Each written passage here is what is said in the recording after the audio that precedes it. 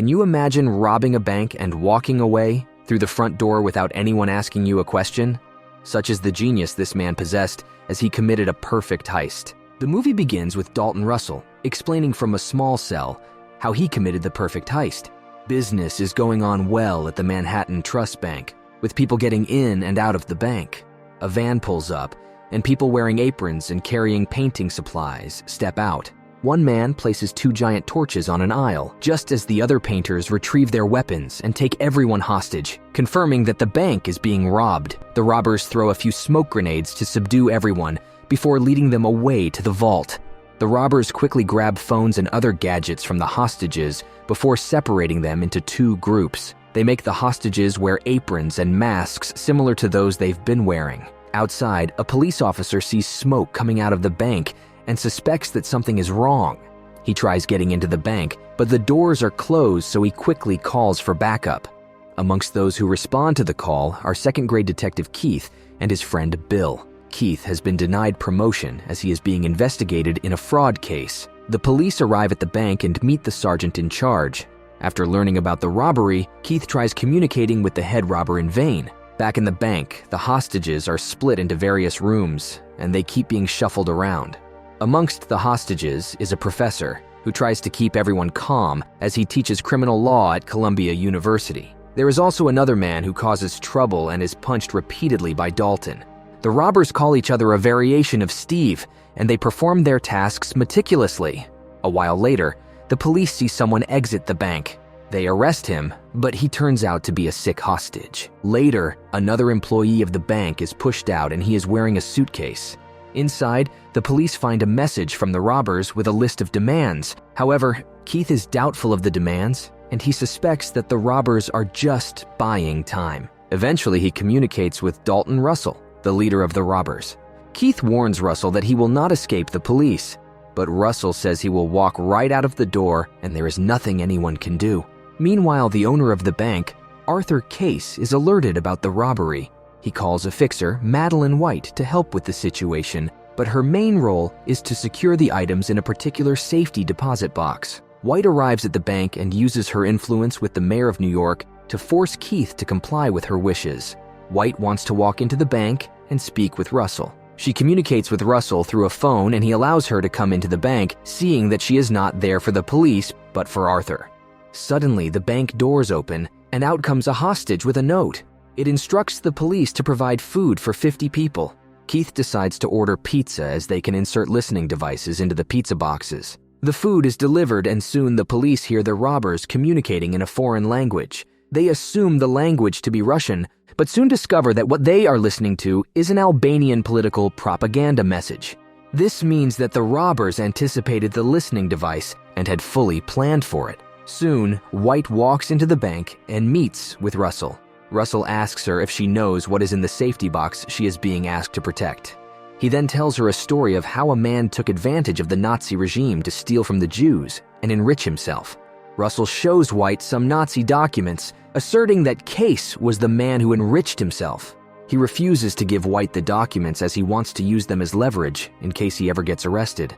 White walks out of the bank and refuses to share anything with Keith. However, she tells him that Dalton is not planning on harming anyone, but Keith doesn't believe him. Keith then calls Russell and says that everything he had demanded had been provided. However, he wants to come in and see the hostages to ensure their safety. Russell allows Keith to come in and he sees the hostages, confirming they are safe. He strikes up a conversation with Russell, during which he reveals that he wants to propose to his girlfriend, but lacks the money for a proper proposal. He then distracts Russell with a handshake and attacks him. The two struggle for a minute before Russell's people point a weapon at Keith. Keith says he knows the robbers have no intention of eliminating anyone. He leaves the bank confident, but soon, Russell calls the police and directs them to a CCTV camera. The police see the robbers execute one of the hostages and blame it on Keith. Keith is kicked out of the case, while the police spend hours coming up with an attack plan. Eventually, the emergency service unit captain, John, decides it is time to storm the bank and end the madness. The plan is to shoot the people with rubber bullets so that no one can escape. Keith soon discovers that the robbers had been listening in after they had planted a bug in one of the suitcases. He tries to warn the others, but they decide to go into the bank anyway. Suddenly, the bank doors open with a small explosion, and out comes the hostages. They run everywhere, begging the police not to shoot. In the commotion, a few people are shot, but the hostages are soon subdued and handcuffed with zip ties. They are put on a bus and taken to the police station for questioning. The police breach the bank, and to their surprise, they find that the robbers stole nothing. All the bank money is intact, and it appears as if nothing was stolen. They also discover that the elimination was staged as they find a head mask with a red injecting dye pack, and that the robbers were using prop weapons. The hostages are interrogated, but no one stands out. They all have legit backstories and witnessed each other. Keith tries asking the hostages questions to see if anyone stands out, but he cannot find anything suspicious or that could point to a robber. Since there isn't evidence of robbery, the case is dropped. However, Keith refuses to give up as he suspects something has happened. He is also confident in his theory, especially since White had shown up. While looking through the files, he realizes that safety box 392 has never been documented. He continues investigating and goes to the courthouse to get a search warrant for safety deposit box 392. At the courthouse, he finds White waiting for him. White reminds him that they had a deal and wants Keith to drop the case in retrospect. However, Keith refuses as he wants to know exactly what happened in the bank. Since White refuses to let it go, Keith reveals that he had recorded the conversation where the mayor had threatened him to cooperate with White or lose his job. He tells White that he will get the answers he needs. White confronts Case regarding the safety deposit box, suspecting that it contained more than just Nazi files. Case admits that there were loose diamonds and a ring he had taken from a Jewish friend he had betrayed. Case says that he had a choice to save his friend, but he chose wealth instead. He then gives White a check, paying for her services.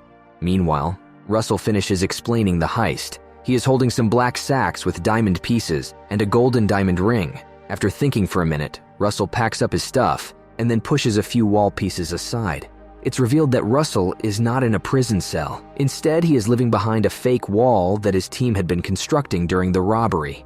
A week after the robbery, Dalton emerges from the small hideout. He looks around carefully before entering the common area of the bank.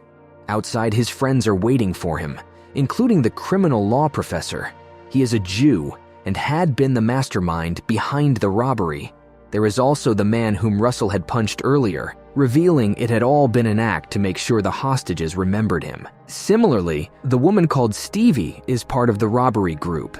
The team sees Keith and Bill pulling in and warns Russell. However, he is not worried and he confidently bumps into Keith on his way out. Keith has a warrant for box 392. When he opens it, he finds some bubblegum and a golden diamond ring. There's a note asking him to follow the ring.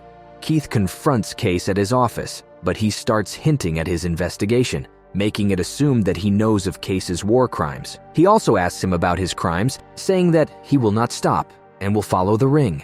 Keith then seeks out White, who is having dinner with the mayor at a restaurant.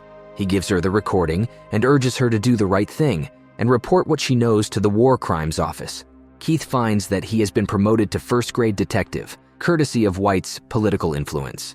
That evening, he goes home and is warmly welcomed by his girlfriend.